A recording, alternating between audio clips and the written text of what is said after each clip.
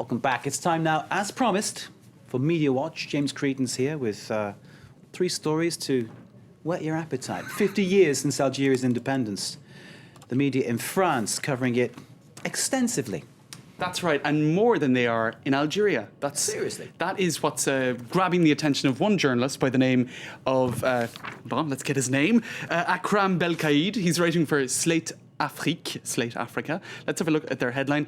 The Algerian War when France does its travail de mémoire. It's a very French expression for sort of sifting through history, a sort of cathartic process whereby you sort of put history to rest. So it's the bicentennial, I suppose, of that very messy 8-year war between France and Algeria, the War of Independence, as the Algerians call it. And yes, so lots of documentaries, lots of books being published. You can see here, for example, on the TV, whoops, I've gone all awry here. TV5 are honouring Algeria for the 50th anniversary of its independence. So a lot of I suppose, sifting through history being done. Now, Akram Belkaïd says, why is there less being spoken about this in Algeria? He gives a number of reasons. He says, first of all, there are economic difficulties in the country. The people have more to worry about than an anniversary. He also points out that the population has quadrupled since independence. A lot of young people who don't remember that period of history aren't particularly attached to it.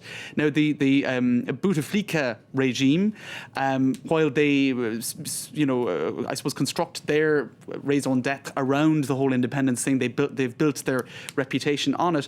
They don't really want to celebrate this 50th anniversary too much because it would require them to look at what's been achieved or maybe what hasn't been achieved yet in the last 50 years. And it mightn't actually reflect very positively on his regime at a time when he's preparing succession for possibly his brother. So it's interesting, even though there have been some biographies of war heroes that have come out in Algeria as well. Actually, a lot of the time what they're talking about in Algeria is what the French are saying about the anniversary 50 years on. Because there has been a lot of, to put it mildly, ill feelings since. Definitely. And certainly a kind of tension. You often feel a social tension, not so much a diplomatic tension too, I suppose, right. But certainly between people the French people who were there who were displaced, right. the Algerians who came to France and felt discriminated against. It's been dealt with in the media, in the cinema. It's been dealt with everywhere, hasn't it? You get the sense, I suppose, as an Irish person or a British person, that France kind of hasn't put those colonial ghosts to bed, perhaps as well as they have done in Britain. You really get the sense here that this isn't over in France. Careful, we need to talk to Indian and Pakistani people right, about that and true. get their views on it, which may even be similar. It's you true. never know. You never know. Anyway, true.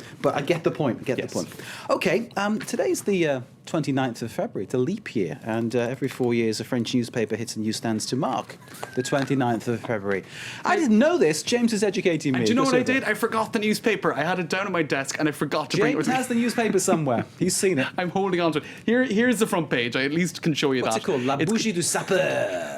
The Candle of the Sapper. Okay. And it's on its 9th edition every 4 years. There's even a Sunday edition, and the next one is hitting newsstands. I'll get the date for you, Mark, because if you're still in France, 2032. Check it out. I'll still be here. The Sunday edition.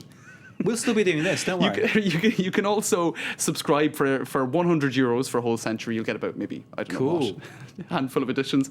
Now let's play the next piece of music, because actually somebody mentioned that if you like this newspaper, you might also like this particular song. They play one note every year. It's called As Slow as Possible. It was composed by John Cage. This is note number 1 that was played in 2010. There you go. Okay. They just play one note a year. It's going to take 632 years to get through it. That was in 2011, a year later.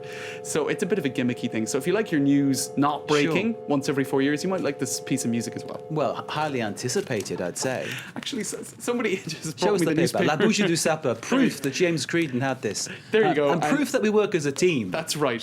People helping each other out. Come here and take a bow. Come on in. Come on.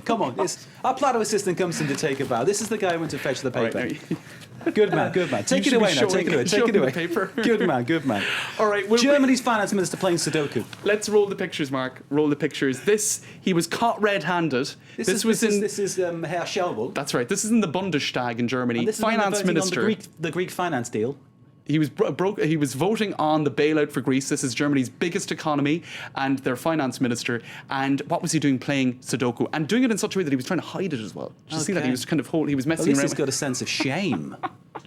There you go. At least he has a sense of shame. You know what? There You can't get away with anything these days. That's the moral of the story. There you go. Sudoku's addictive. Oh, he likes risky behaviour. There we go. But it is all about numbers, and he's a finance minister. And our plateau assistants, great. Well done. Thank you very much. And merci encore une fois, mon ami. Merci. James Creedon with Media Watch. You couldn't make it up, could you? Stay with us. We have much more news to come, including all the latest from North Korea, where Kim has agreed to stop the enrichment of uranium and to a moratorium on long-range missile testing in exchange, we're told, for food aid from the United States.